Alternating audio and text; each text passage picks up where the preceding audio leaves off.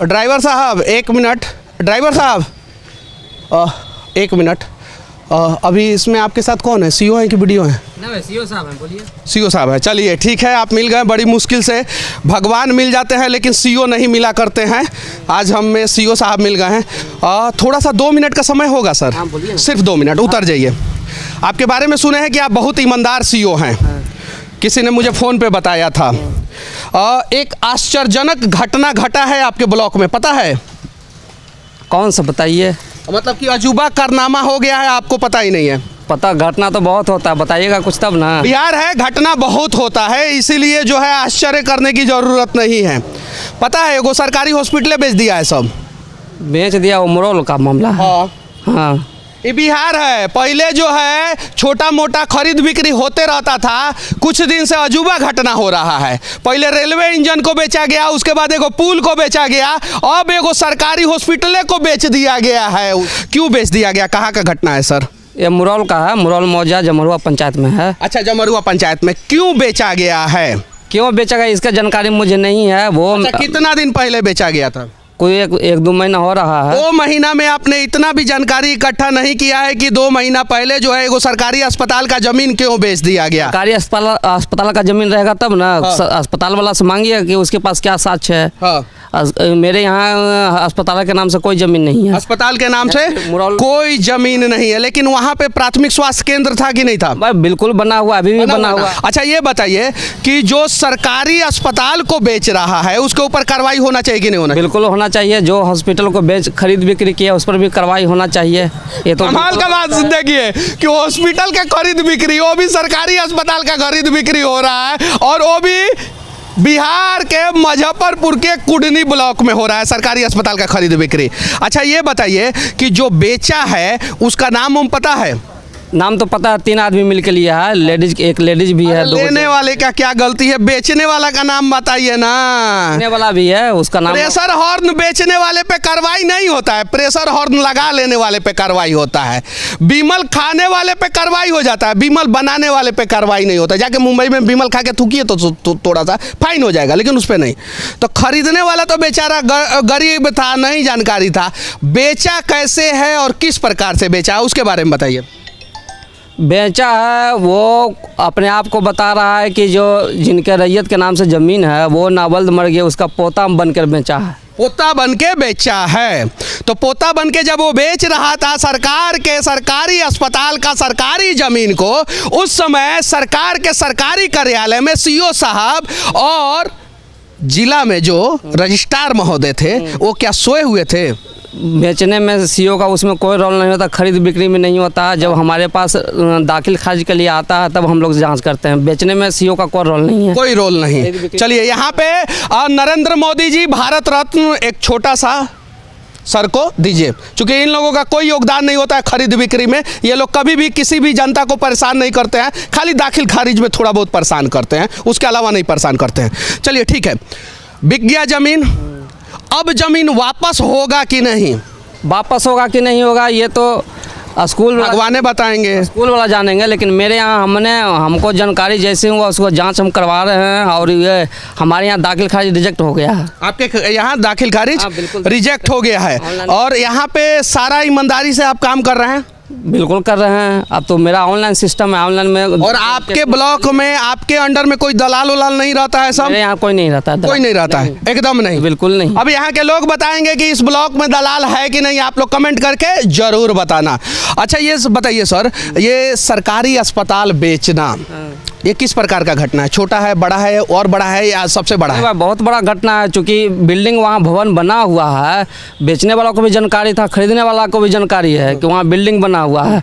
बेचने वाला का भी गलती है और ये खरीदने वाला को, दोनों का गलती है।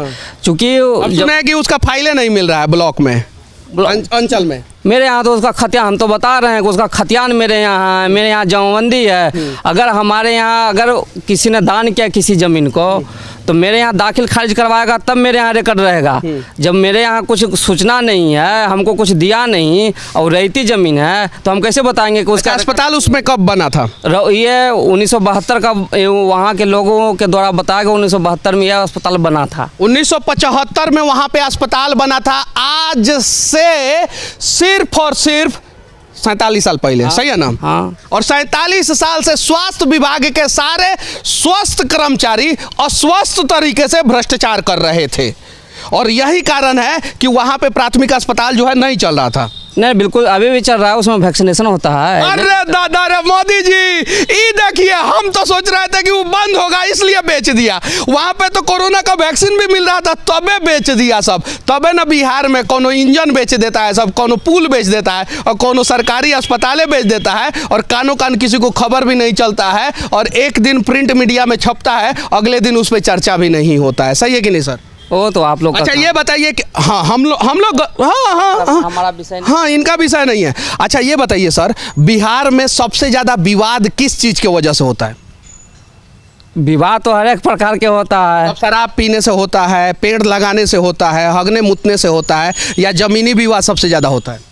जमीनी विवाद उसमें मुख्य कारण है। मुख्य कारण बिहार का जमीनी विवाद है, और जमीनी विवाद में बिहार के लगभग 50% परिवार उलझे रहते हैं। जमीनी विवाद का समाधान कहाँ से होता है सर? जमीनी विवाद रैयती है, सरकारी है, उसमें तो देखना प्रकार क्या है। मतलब समाधान का पहला दरवाजा कौन सा है? भूमि, हम लोग का थाना दिवस होता है। समान का सरकार उसका मतलब कि समाधान का पहला दरवाजा कौन सा है? पहला दरवाजा अंचल होता है। और अंचल का मुखिया कौन होता है? अंचल अधिकारी होते हैं। और अंचलाधिकारी अभी मेरे साथ कौन है? हम पंकज कुमार। आप हैं, चलिए ठीक है।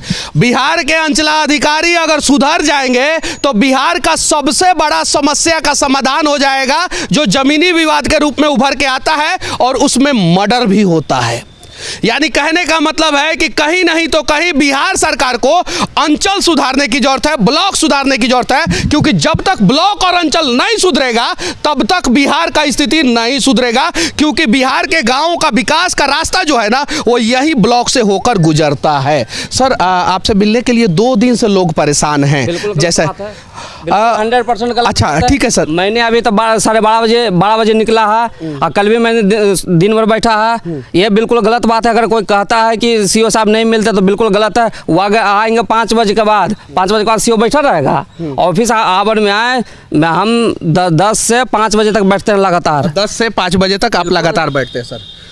यहाँ के जितने भी लोग हैं जो इस वीडियो को देख रहे हैं, उनसे कह देना चाहता हूं कि 10 से लेके 5 बजे तक सीओ साहब लगातार बैठे रहते हैं। 10 से 5 के बीच में आइएगा, आप लोगों का 100% काम होगा। 5 के बाद आइएगा तो नहीं काम होगा। चलिए ठीक है। अच्छा आप 10 से 5 के बीच में बैठते हैं, 10 से 5 के बीच में सभी सीओ बैठते होंगे? नियम तो ये है, सरकार का तो गाइडलाइन यही है। चलिए सरकार का गाइडलाइंस बिहार के लोगों ध्यान से लिख लो कि 10 से 5 बजे सीओ बैठे रहते हैं। अच्छा ये बताइए सर, कभी कभी आप लोग विधायक के एस्कॉर्ट में, कभी कभी जिला में मीटिंग को चले जाते हैं, तो उस समय लोगों को परेशानी होती है, तो उसका नोटिफिकेशन आप लोग जारी करते हैं कि नहीं?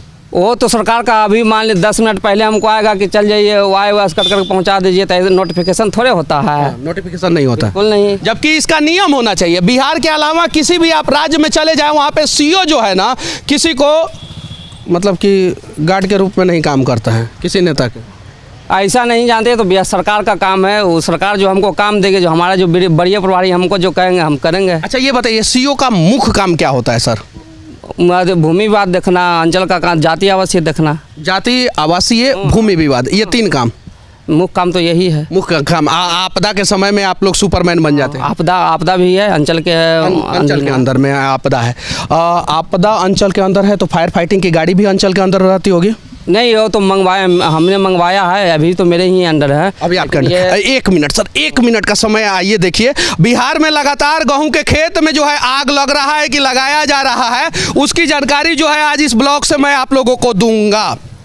यहाँ पे एक बहुत आधुनिक ब्लॉक है, देख सकते हैं। ब्लॉक के रास्ते में भ्रष्टाचार हुआ है, देखिए, ये ध्यान से देखिए। और इसी ब्लॉक से जो है ना गांव का रास्ता बनता है। जरा सोचिए कि इस ब्लॉक में बैठने वाले अधिकारी जो है ना अपना रास्ता सही ढंग से नहीं बनाते हैं, वो पूरे ब्लॉक का विकास कैसे करेंगे?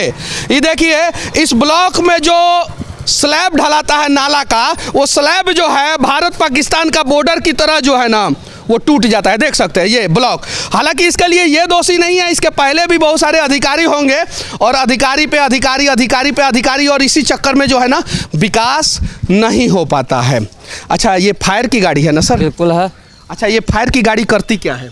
ये आग बुझाती है। बुझाती भी है क्या? बिल्कुल बिल्कुल बुझाती है। हाल फिलहाल में तो बुझाया, 3 दिन पहले गया था पुरुषोत्तमपुर, बुझा, हाँ बुझा कर आया है। बुझा के आया। धन्य हो कि एक गाड़ी मुझे बिहार का फायर फाइटिंग का दिखा है जो आग बुझाता है। हाल फिलहाल में 3 दिन पहले ये आग बुझाया था।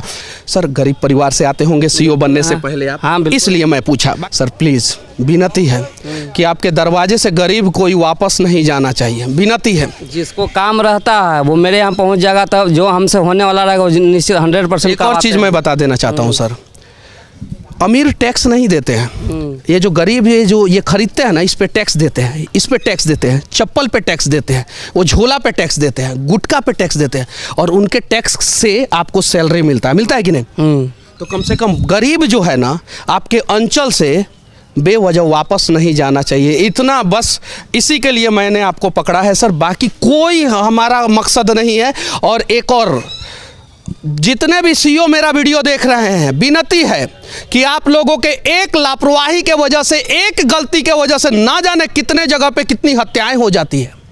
आप लोग समझिए अपने पद की गरिमा को, कुर्सी को, क्योंकि किसी के खून पसीना का टैक्स जो है ना वो आपको सैलरी के रूप में मिलता है, और सरकार आपको 4 व्हीलर देती है, एक डंडा वाला गार्ड देती है, देखिए वो डंडा लेके खड़े हैं वहाँ पे, एक ड्राइवर देती है, एक बढ़िया पद देता है और सारा व्यवस्था देता है। उसके बावजूद भी आपकी एक लापरवाही के वजह से ना जाने कितना बड़ा और कितने लोगों का परिवार उजड़ जाता है। विनती है आप लोगों से कि कम से कम ईमानदारी पूर्वक काम करने का प्रयास करें और बिहार को विकसित बिहार बनाने का प्रयास करें। जय हिंद।